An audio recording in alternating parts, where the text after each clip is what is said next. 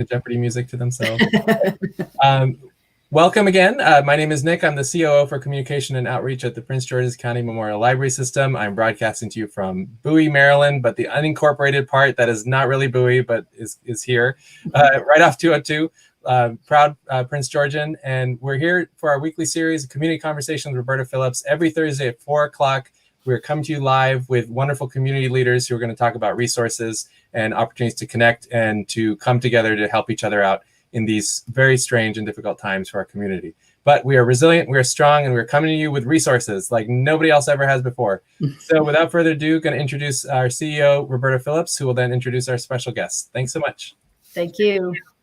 Good afternoon, everyone, and thank you for joining us. I am fortunate to have with me Dr. Mario Miner, and that name just rolls off the tongue, Mario Miner.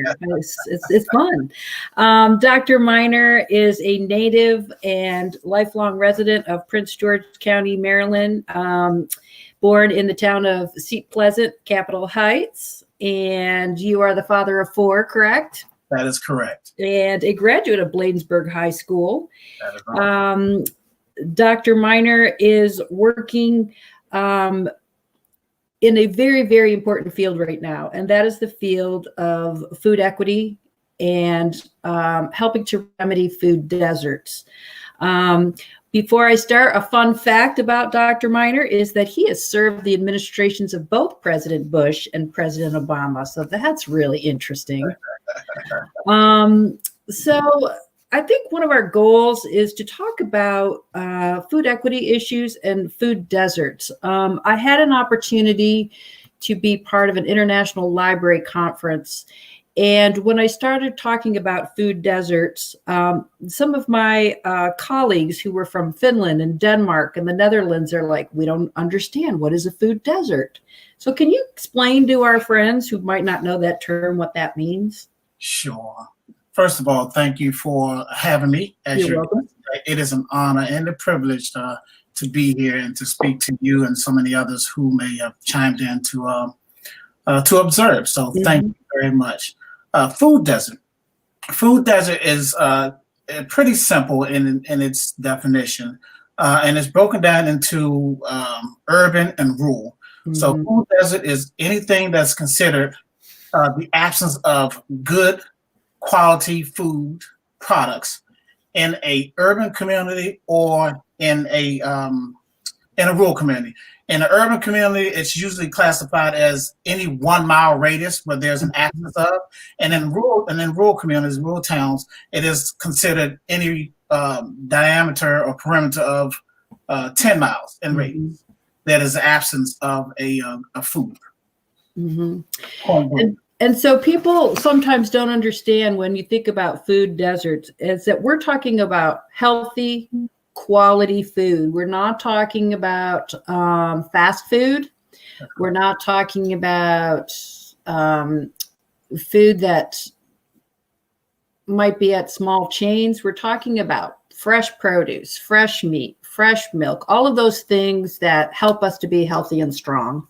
And I think more and more people are learning that there are many spaces in Prince George's County where there are food deserts. Can you tell us about what communities suffer from that? It's usually communities that are lower in income, or the Black and Brown communities. One thing about Prince George's County is it's a melting pot. And so the communities in Prince George's County and many other places throughout the country, it is very diverse. But typically it is more classified as a lower income and minority residents. That's what yeah.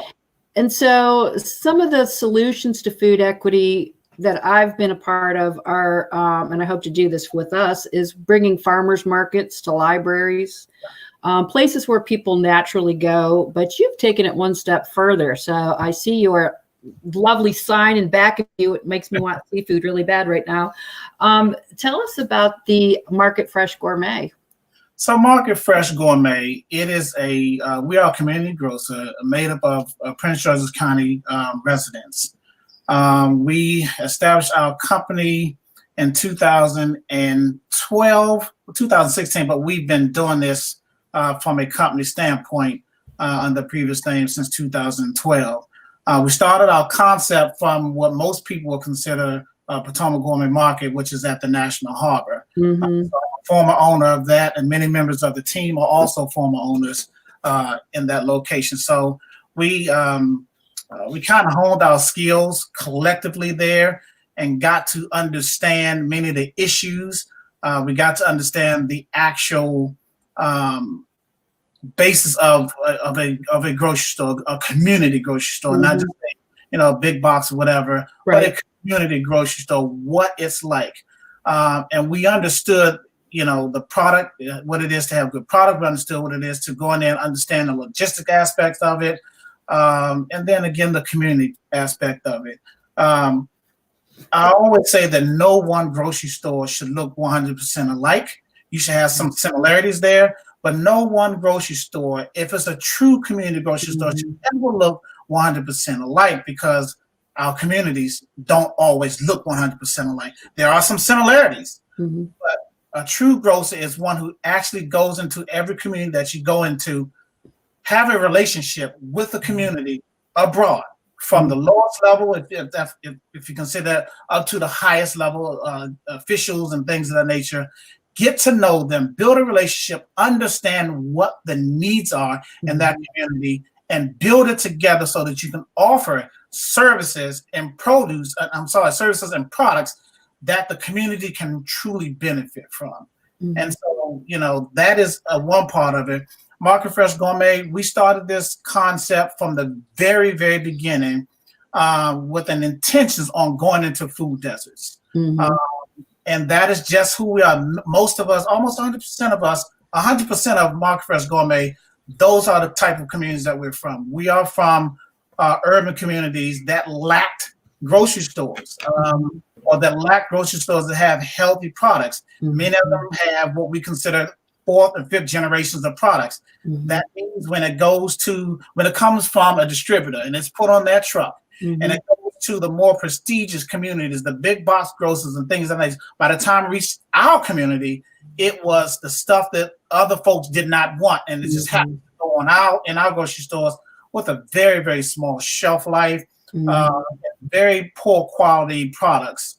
And so, our original concept was truly to be an option to assist in eradicating the issues within food deserts and food deserts alike. So bottom line, that is who Market Fresh Gourmet are. We are community grown, community driven here in Prince George's County, and we're here intentionally serving in the communities that we're in. So many people don't understand that you can be benevolent and fruitful within our communities. And so we believe in that. We know how to do that. We are proven. We're proven. Yeah. Well, you and I have some similarities, because just like your market's not being the same, we don't want all our libraries to look the same either, because obviously you're going to get books at every library, you're going to get great service at every library, but the interior and the feel of the building and what happens in the building should be interested in that community conversation, just like you are. Is this akin to a co-op? Are people members, or are you just involving the community in the conversation? No, it's not a co-op. It's a full service grocer, and we are involving the community in the conversation. We're involving the community in how we develop our stores. We have a concept at every location that we have. For example, our next location is going to be a part of the redevelopment of Hampton Park, which is on Central Avenue, on and off the Beltway. And all of our concepts that we have drawn up with our leases and our potential leases, they have included in them what we call a community room. And within that community room, a whole host of things will take place there. And it is truly, truly community driven, community room for that purpose. We understand that not every community has a place where the community can come and converge and have community conversations, have community celebrations, And so, and community health screenings and things of that nature, we will be bringing that. That is a part of how we connect and how we, what we call EEO, exposure, education, and opportunity within a grocery store. You cannot do all of those without your community, and the community can't be involved if they don't have all those. So, yeah. Well, I'm already in my head running through the partnerships that you and I are going to have with the library and the community grocery stores. Let's talk about it. Because I think that's a great way. You know, the library is always trying to go to where people are, where the need is. You know, some people can't come to our physical spaces, or if it's an area where we don't have a physical location, this is a great opportunity for us to partner with you and figure out how we can provide programs and resources right there on the spot. And if you have the space, you know, we've got the talent and the resources. So we are looking forward to the partnership. We certainly can talk about that. My team is elated. They will be elated to hear this. Yeah, I think it'd be a great way for us to partner. And you know, it's really interesting too, because we're hoping we'd like to create a library that has a culinary kitchen, because not only do we want people to really have a healthy lifestyle, but we want to give them the opportunity to learn, you know, basic cooking skills, trying new foods that they might not have tried before because they either haven't had access to them or it looked weird. You know, anybody who has kids or grandkids, you know, they know that I'm not eating that. That looks weird. And also the culinary kitchen would be able to also help with folks who are wanting to be employed in places like butchers, delis, restaurants, the service industry in general. So we're keeping our fingers crossed that could happen in one of our future branches. You bring up an interesting point, because that is also a part of our concept. We have in our store part of the community room, as well as a designated place within our store that we call Center Stage. And I'm giving away some of our interesting, exciting secrets, but I think this is an appropriate platform to do that. We are in our community engagement part of opening up the store at the top of next year, in the first 7 quarter of next year. Let me say that. But we are going to have cooking demonstrations, tastings, and things of that nature. We are what we call a circular economy grocery store. That means that we will be hiring from within our community to a great degree. That means that we will have partnerships with pipelines from community college institutions and other organizations where you can create those careers. You know, we have been in communication and contact with some of the, you know, the local colleges to talk about how we can do a partnership where students can get on the job experience, even some paid intern situations where they will get an opportunity to not come in and just be a stack product on the shelf or be a cashier, but what is it like to be in management, accounting, marketing, advertising, promotions, culinary, logistics, the whole thing. The grocery store is a phenomenal place to get a lot of those skills and really hone in on what it is that you want to do in life, whether it's in the grocery store or beyond that, whether it's in Prince George's County or beyond Prince George's County. So we will be doing it. That is a part of our concept. We are sticking true to that because we believe that is one of the values added to our existence in the community. Yeah, and I'm sure you know Walter Simmons. Yes. So, you know, I'm seeing this 3-way partnership happening because we're working with Walter behind the scenes on how we can, you know, we're really looking at rapid relief efforts too when we open the libraries, because we know there's going to be a lot of people who have been misplaced or lost their job due to COVID. And there's some people who might take this opportunity to reset and say, you know, I'm looking for something different. I'm looking for something new. And how can I get those skills? And so this is a great opportunity. It's also an opportunity to build other entrepreneurs. Absolutely.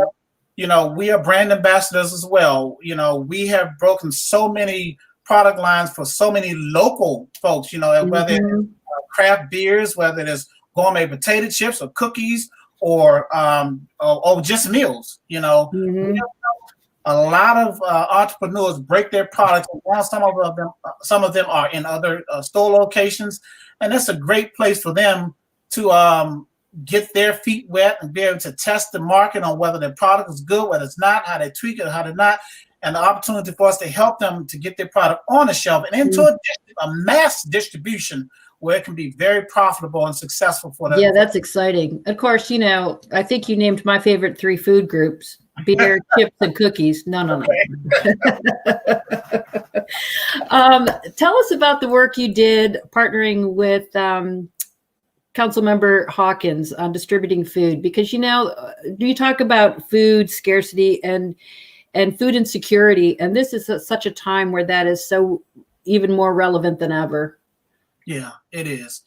And we look at health as being more than health care. We're talking about social determinants. It is a part of being, it deals with income. It, of course, deals with health. It deals with having access to food, healthy food, healthy quality food products, not the fast food and things of that nature. Our communities, if you look at them, most urban communities, most low-income communities, it has a different type of cycle within it. And it usually looks like, and this is no shade to anyone, but these are just the facts. It looks like fast food, whatever it may be. It looks like a liquor store. It looks like some type of physical exterior health organization, whether it's a gym or a hair and nail salon. And interesting enough as it may seem, we have now begun to see dialysis centers being placed close in proximity to these communities or directly within them. That's a key indication. And it's a cycle that's been there for a long time that truly needs to be broken. And so I want to preface my answer with that first and foremost. So the community event that we did a couple weeks ago, it was in partnership with our very good friend, Councilmember at Large Calvin Hawkins, an awesome guy. He gets it. He truly gets it. So it was an honor to sit down and speak with him and have a conversation with him. And within minutes, he got it. It was done in partnership with our Honorable County Executive, Angela Alsabooks, who also gets it. An outstanding supporter of healthy communities, outstanding supporter of having more grocery stores within our communities, because we need to increase that so that we can begin to service the multitude of people who are lacking, the lesser of these.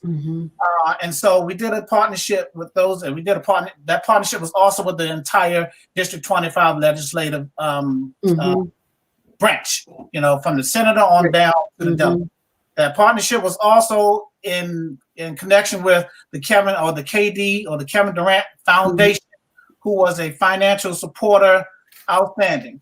And it was also in partnership with a very, very good dear friend of mine from childhood, Wanda Durant, the MVP Foundation.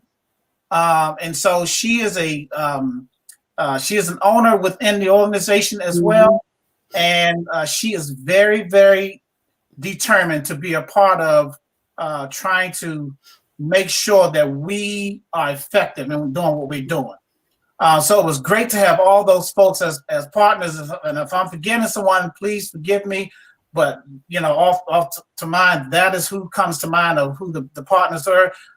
We have, so we came together, and what we did is we thought that we would stick true to who we are, market fresh gourmet, emphasizing on the word fresh, and not just being what some people, will consider a hot meal or whatever. Those are effective as well. Those are good as well, particularly when they are meals that are nutrition and well balanced. Mm-hmm. So we were true to who we are and the word fresh. And what we are offering to do, and what we offered to do then and moving forward, is to offer groceries. Mm-hmm. As if you went to a grocery store and you literally filled your bag with groceries.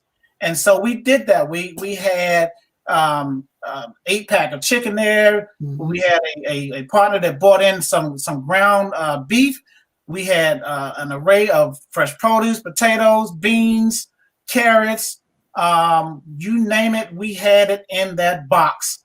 And it was enough to feed a family of 4 for a couple of days. Mm-hmm. And we serviced 500 vehicles.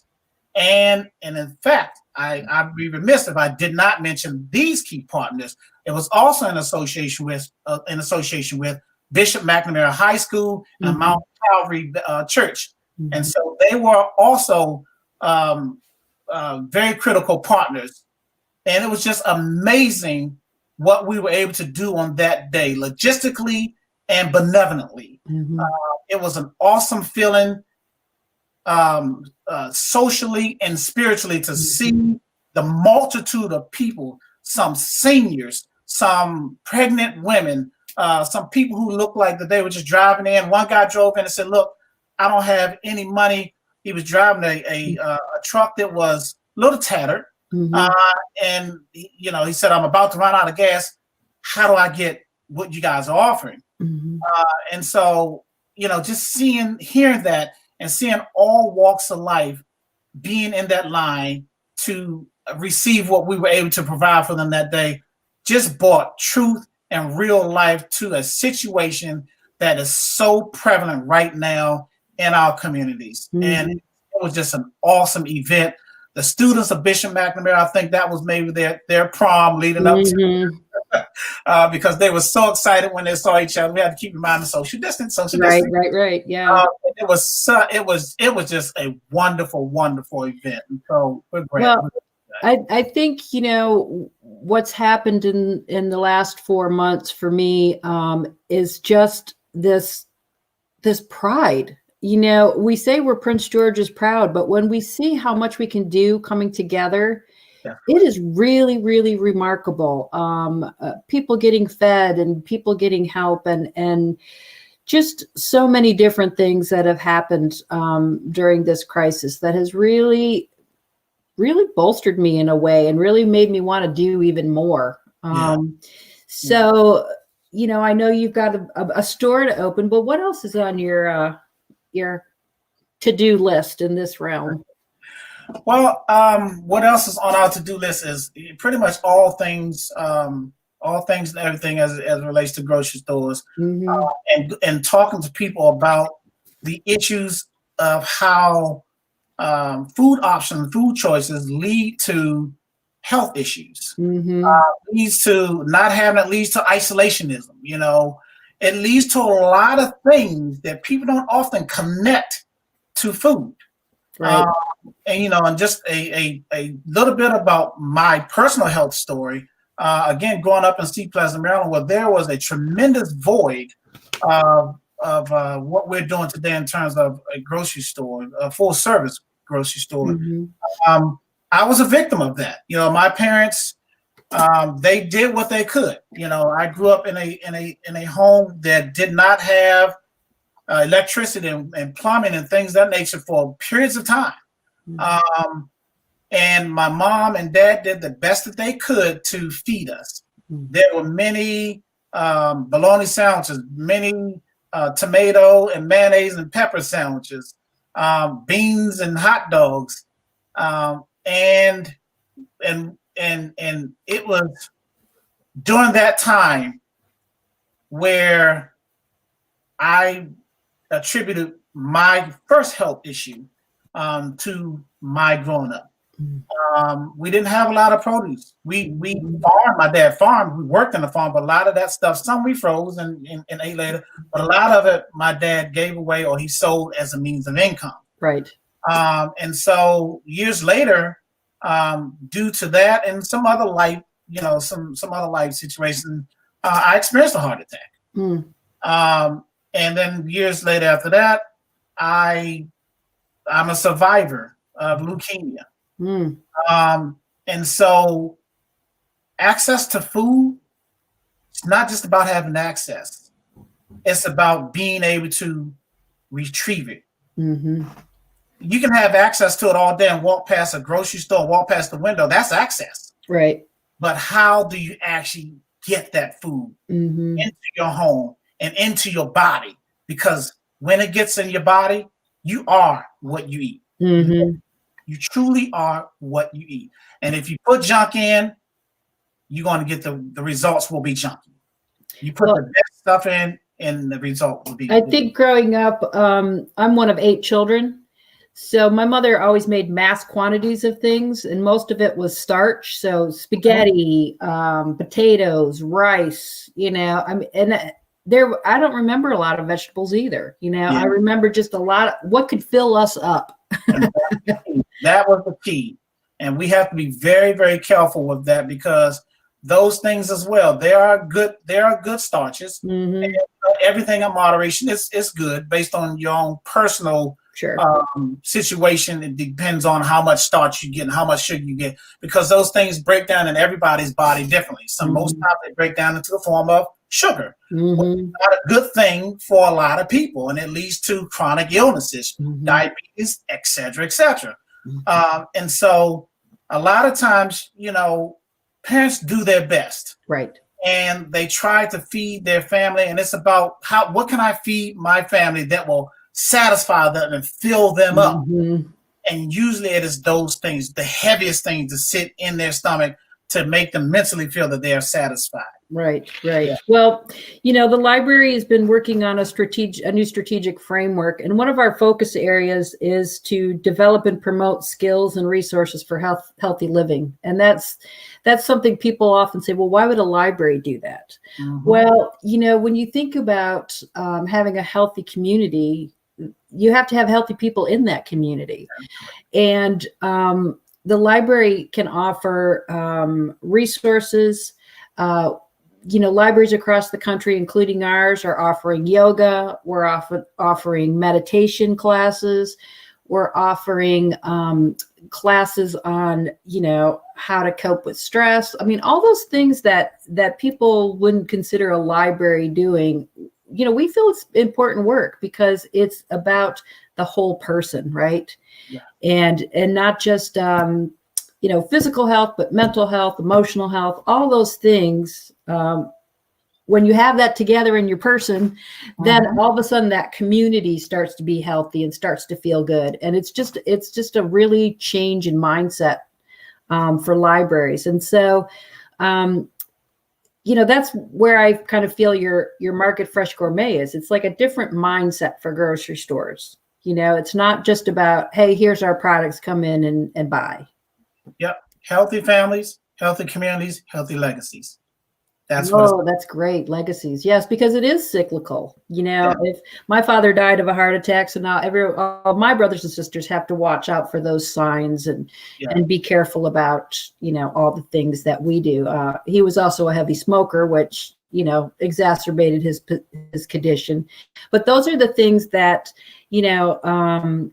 are really important in communities. And people would say, well, why are we doing a conversation about grocery stores? Because of all the things we just said.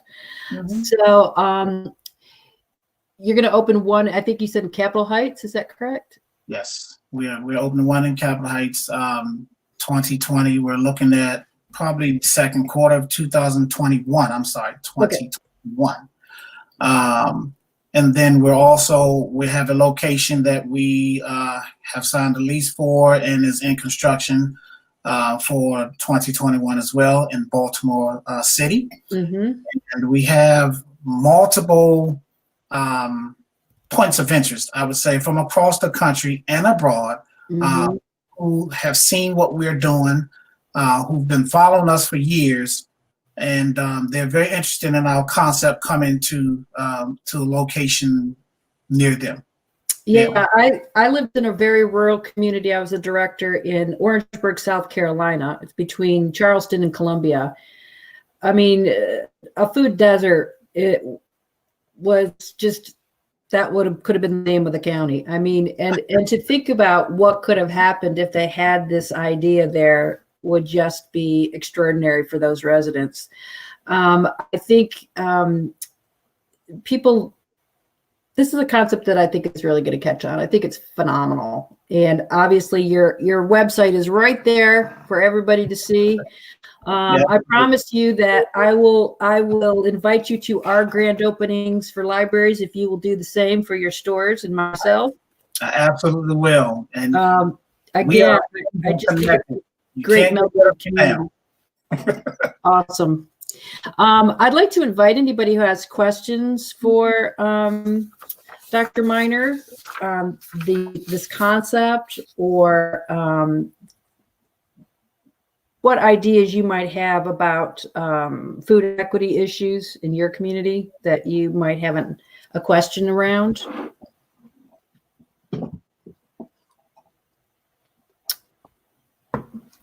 And I know Nick has the other platforms up, so if there's any other questions, he can field those to us. Nothing yet. All right. No questions have appeared at the moment. Okay. I can type some in for you if you'd like. Okay.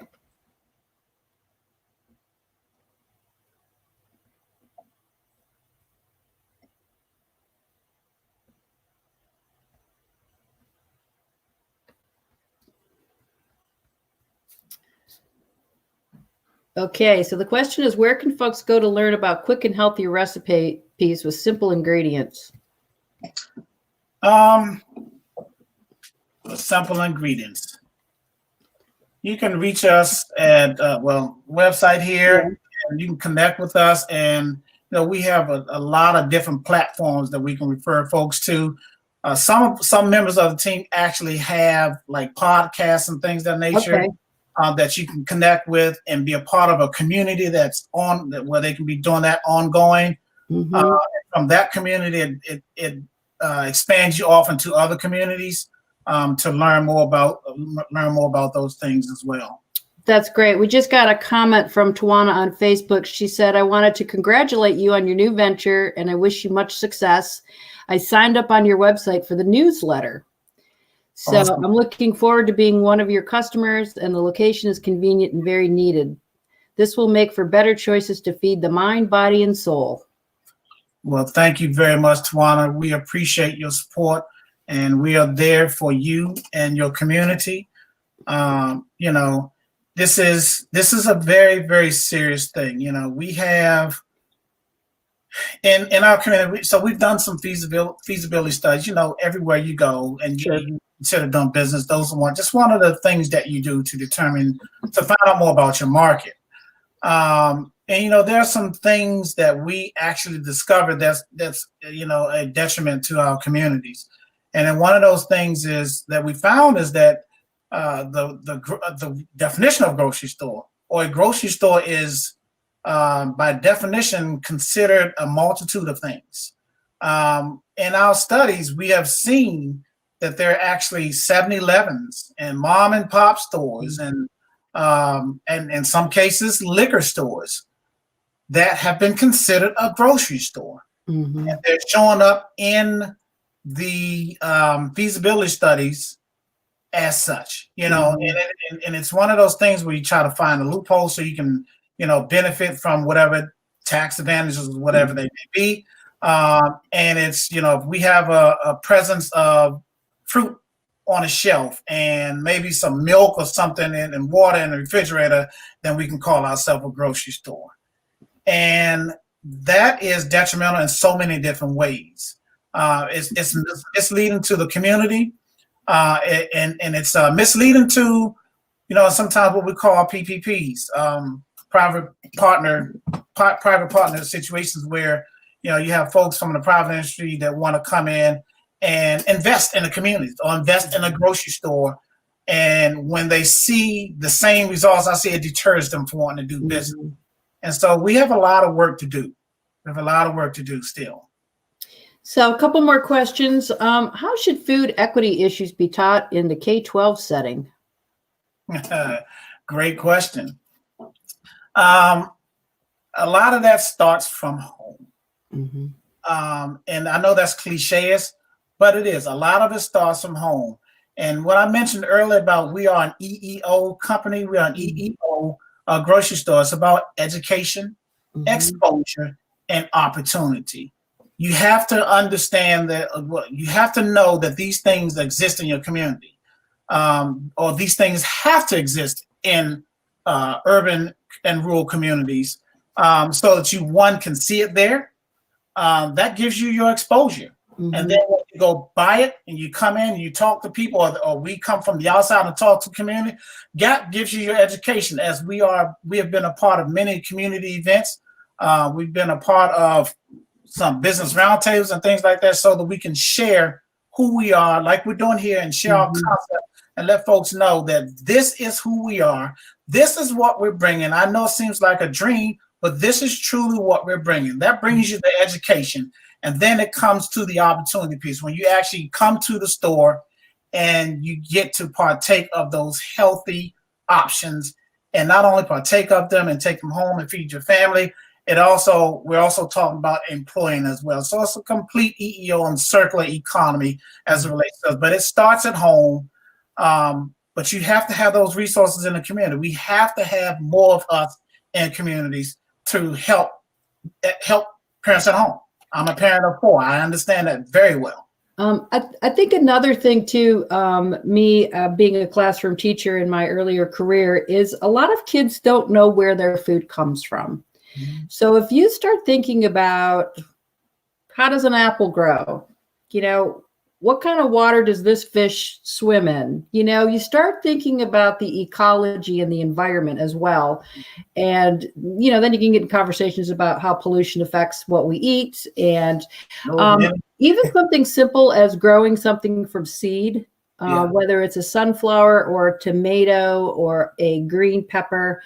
I'm hoping we could do some community gardens in one of our library, because I think that would be an awesome opportunity for communities to really get in the ground and see how things grow and see how that happens. There's just this mystery for kids. They just see it on the table and they're like, okay, but how does a carrot grow? What does that look like?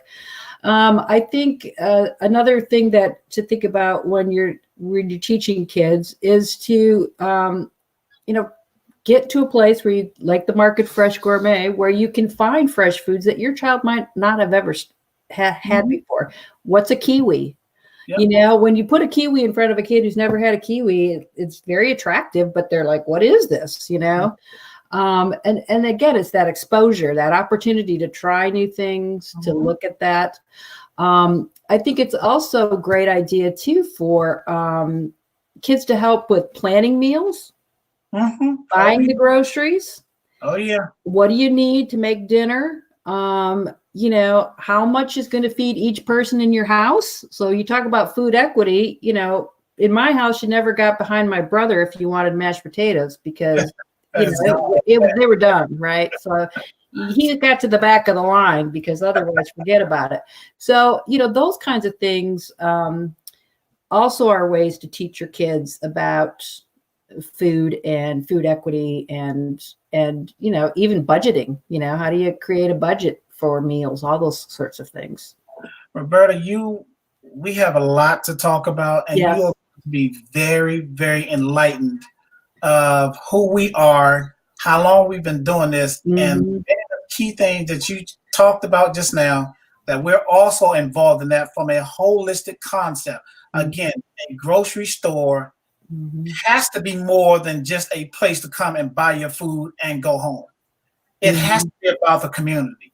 Again, it has to be about that exposure, education, opportunity. We know all about the hydroponics and aquaculture and renewable energy.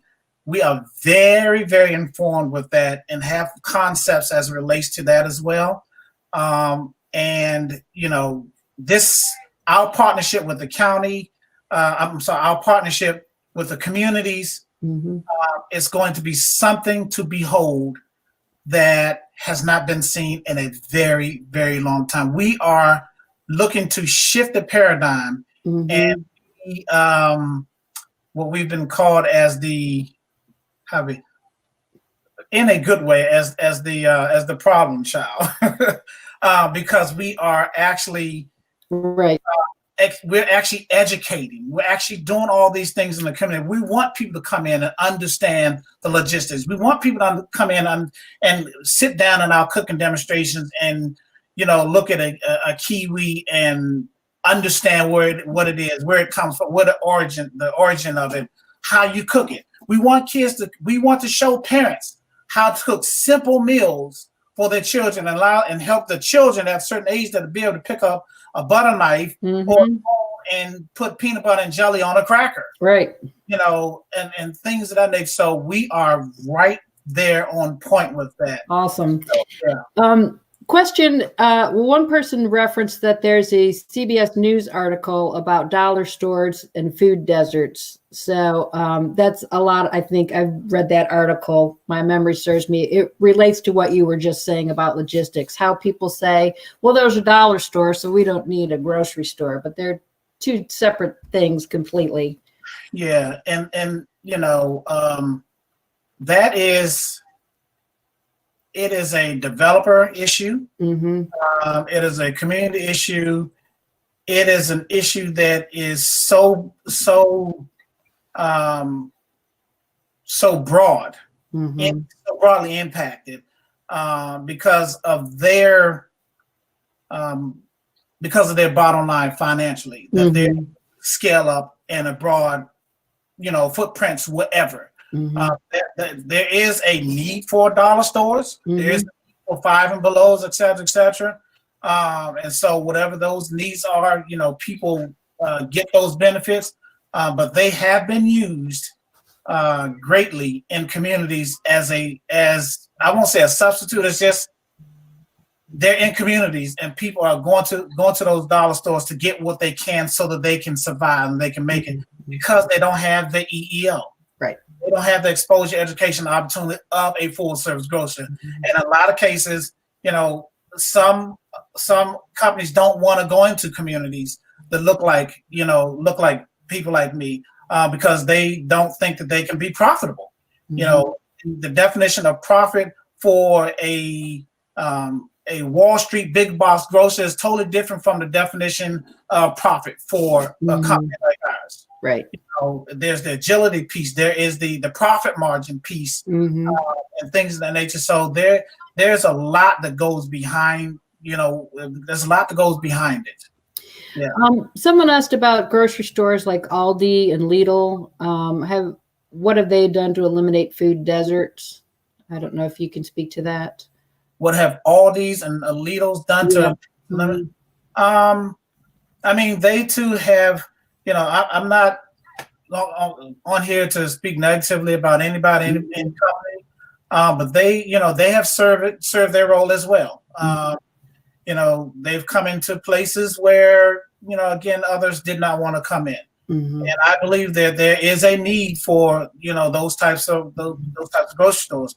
Those are not American companies. That's what they're saying. It's not an American company. But they have been able to fill some voids in a positive manner. So that's the reality of it. And I think I want to just go back and key in on the concept that I'm so delighted about with your organization is this community, because community is a word I use like 50 times a day. Like, how do we help our community? How do we advance our community? How does the libraries work? Hearing the community, so I think that's the piece that sets you so apart. And that's the piece that's just so exciting, is to have an organization that wants to be embedded in the community in just a way that maybe a big box store doesn't think about. Yeah. I mean, we are you are us. I mean, that's how we look at it. Again, we have every member of the Market Fresh Gourmet team was born and raised in communities that we're referencing right now. We understand the plight. We understand the struggles. We understand every aspect of it that is not present. And, we are here to serve as an opportunity, as a choice. Mm-hmm. There are multiple choices out there. As we said, dollar stores and other grocery that you meant, there are multiple choices out there. But we're here to offer something totally different. And we're here from a community standpoint. We are with our communities every day, all day, 100%. And to know us is to understand that that's who we are, because that's how we were raised. That's where we come from. Well, you know, I can't top that as a closing remark. I mean, that just says it all. I think there's going to be, this is, as they say in the movies, this is going to be the beginning of a beautiful friendship, you and I. I'm really excited. We'll talk a little bit offline, but I want to thank you for joining us. It's a great concept. I couldn't be a librarian without asking you what you're currently reading. What am I currently reading? I'm reading Teams, Microsoft Teams. Okay. So I could be more proficient in Microsoft Teams. That is really what I'm reading right now. All right. Well, make sure you go on the library website. If you look for lynda.com and some of our other suites of information there's a lot of tutorials on things like that. So PGCMLS.info, and I'm sure you have a library card. Yes, ma'am, I do. Right.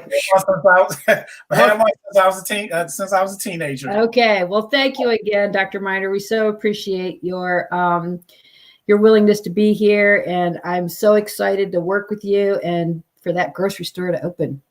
Well, thank you. Thank you so much from the bottom of my heart, from the entire Market Fresh Gourmet team. We appreciate the opportunity. Absolutely. And, look forward to having conversations and a wonderful, wonderful partnership. Thank you so much. All right. You have a good evening. You too. Thank you. Bye-bye. Thanks for tuning in, everyone. We'll be back next Thursday at 4 p.m. with Dr. James Dula, who is the head of Veterans Affairs for Prince George's County. It'll be a special program for the July 4th holiday weekend. See you next week.